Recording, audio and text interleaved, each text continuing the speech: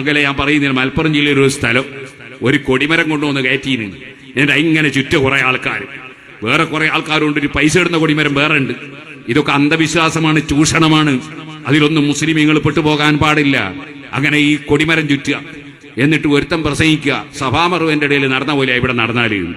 അപ്പൊ നോക്കുമ്പോ അത് പറഞ്ഞപ്പോ പറയാണ്, ഇന്നിന്ന തങ്ങന്മാരും മൂല്യന്മാരൊക്കെ എഴുതിയ ബുക്കുണ്ട് ഈ കൊടിമരത്തിന്റെ ബഹുമാനം. ഏത് തങ്ങൾ എഴുതിയാലും ഇബ്നു ഹജറുൽ ഹൈതമി റളിയല്ലാഹു അൻഹു അതാ അർബഈൻ നബിയുടെ ശറഹിൽ പറഞ്ഞതാ, അതൊക്കെ അന്ധവിശ്വാസമാണ്, അനാചാരമാണ്.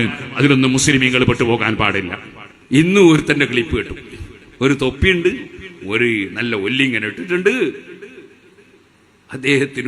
അദ്ദേഹം വായിക്കുകയാണ്, ഒരു മെസ്സേജ് വന്നിട്ടുണ്ട്. മെസ്സേജ് എന്താ അറിയോ? 1000 രൂപ നേർച്ചയാക്കിയിട്ട് പരീക്ഷയെ തോറ്റുവല്ലോ. അപ്പൊ ഇയാൾ പറയാണ്, അതെ, തീരെ പഠിക്കാത്ത കുട്ടികൾ 1000 നേർച്ചയാക്കി പോലെ 1,00,000 നേർച്ചയാക്കണം, എന്നാലേ ജയിക്കുള്ളൂ. തീരെ പഠിക്കാത്തവന് 1,00,000 നേർച്ചയാക്കി. കണ്ണൂരിലേക്ക് പോകുന്ന ട്രെയിനിൽ കയറി കുത്തിരിഞ്ഞിട്ട് കൊച്ചിയിലെത്തിക്കണേ എന്ന് പറഞ്ഞ് ദ്വാരക്ക് ഉത്തരണ്ടാവും. അത് കൊച്ചിയിലേക്ക് പോകുന്ന ട്രെയിനിൽ കയറിയിട്ടല്ലേ ദ്വാരക്കണ്ട് കൊച്ചിയിലെത്തിക്കണേ. ഇവർ ഒന്നും പഠിക്കാതെ നിന്നിട്ട് 1,00,000 നേർച്ചയാക്കിയാ ജയിക്കുവോ? അത് ജയിക്കൂല. കാരണങ്ങളുമായി ബന്ധപ്പെടണം. അത് 2 കാരണവുമായിട്ടും ബന്ധപ്പെടണം. അല്ലാതെ സുബ്ഹാനല്ലാഹ് ഉസ്താദേ ദ്വാരക്കണം മക്കളില്ല. ദ്വാരക്ക കല്യാണം കഴിച്ചിട്ട് എത്രയായി? കല്യാണം കഴിച്ചിട്ടില്ല. ദ്വാരന്നാ മക്കളെ കിട്ടുമോ? ഓ സുഹൃത്തുക്കളെ, ഇയാൾ പറയാണ് 1,00,000 നേർച്ചയാക്കണോ തീരെ പഠിക്കാത്തവനെ. ആൾക്ക് ഇസ്ലാമും ഈമാനും ബാക്കി ഉണ്ടാവോ? ഇങ്ങനത്തെ ചില തലയെക്കെട്ടുകാരും തൊപ്പിക്കാരും, ഞാൻ എല്ലാരും അല്ല കേട്ടോ പറയുന്നത്. സുബ്ഹാനല്ലാഹ്, വേറൊരു ആള് നല്ലൊരു തലയെക്കെട്ട്, നല്ലൊരു നീളക്കുപ്പായം, എന്നിട്ട് പറയാണ്, നിങ്ങൾക്ക് വേറൊരുത്തന്നെ നശിപ്പിക്കണോ? നിങ്ങൾ ബാളെടുക്കണ്ട, കുന്തെടുക്കണ്ട, ഇങ്ങനെ കൈകൊണ്ട് മൂപ്പര് യാതൊരു ജലാനി വല്ലിക്രാം തന്നെ അപ്പുറം നശിച്ചു പോകും. കത്തിയില്ലാതെ കഠാരയില്ലാതെ ശത്രുവിനെ പീസാക്കണോ? എളുപ്പ വഴി ഇതാ, ഈ ഇടത് കൈ ഇങ്ങനെ വെക്കുക, വലത് കൈ ഒരു പിച്ചാത്തിയായിട്ട് കരുതുക, ഒരു കത്തി ഇതാ ഇങ്ങനെ അങ്ങോട്ട് ഒരയ്ക്കുക, ഇങ്ങനെ അങ്ങോട്ട് ഒരയ്ക്കുക. ഒരച്ചിട്ട് യാദൽ ജലാലി വൽ ഇക്റാം, യാദൽ ജലാലി വൽ ഇക്റാം അടി പടപടാവനിക്ക് കൊള്ളും. സുബ്ഹാനല്ലാഹ്, ഇങ്ങനത്തെ ഓരോ സംഗതികൾ പറഞ്ഞിട്ടുള്ള ഈമാൻ നശിപ്പിക്കുന്നു.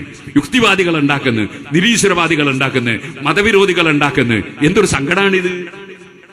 അതുകൊണ്ട് ഞാൻ പറയട്ടെ, ഇസ്ലാമിന്റെ ആശയം ശരിക്കും പഠിച്ചിട്ട് പറയണം. അറിയാത്ത മിണ്ടത് അള്ളാന്റെ റസൂല് പറഞ്ഞതാ. എന്ത് ഖിയാമത്ത് നാളാകുമ്പോ ഇത്തഖദന്നാസു റൂസൻ ജുഹാല, കുറെ ജാഹിലീങ്ങൾ നേതാക്കളായിട്ട് വരും. ഫസുയിലു, അവരോട് ചോദിക്കപ്പെടും. ഫാഫ്തൗ, അവർ ഓരോന്നിനും മറുപടി പറയും. ഫദല്ലു, അവര് പിഴക്കും. ഫഅദല്ലു, വേറെ പലരെയും പിഴപ്പിക്കും. ഈ ആഖിർ സമാനെ കുറിച്ച് റസൂലുള്ളാഹി സ്വല്ലല്ലാഹു അലൈഹി വസല്ലം മുൻകൂട്ടി പറഞ്ഞതാ. അങ്ങനത്തെ ഒരു കാലം. അതുകൊണ്ട് തന്നെ സമസ്ത കേരള ജമിയത്തുൽ ഉലമ അത് 40 പ്രഗത്ഭരായ ആലിമീങ്ങളാണ്. ആ 40 ആലിമീങ്ങൾ, ആ ആലിമീങ്ങൾ പഠിപ്പിക്കുന്ന ആശയം അത് യഥാർത്ഥ സുന്നത്ത് ജമാഅത്താണ്. ആരെങ്കിലും എവിടെങ്കിലും ഇരുന്ന് പറയുന്നതൊന്നും മുസ്ലിമീങ്ങൾ ചെവിക്കൊള്ളരുത്. ആ ആലിമീങ്ങൾ പറയുന്നതനുസരിച്ച് പറയുന്ന ആലിമീങ്ങൾ, അവരെ പിന്തുടരണം. 40 ആലിമീങ്ങൾ പിന്തുടരുന്നത് ആരെയാ? 4 മദ്ഹബിന്റെ ഇമാമിങ്ങളെയാണ്. ഇമാം അശ്ശരി, ഇമാം മാതുരിദി തുടങ്ങിയ 2 മഹാപണ്ഡിതന്മാർ വിശ്വാസകാര്യം പഠിപ്പിച്ചവരാ. അവര് പിന്തുടരുന്നത് ആരെയാ?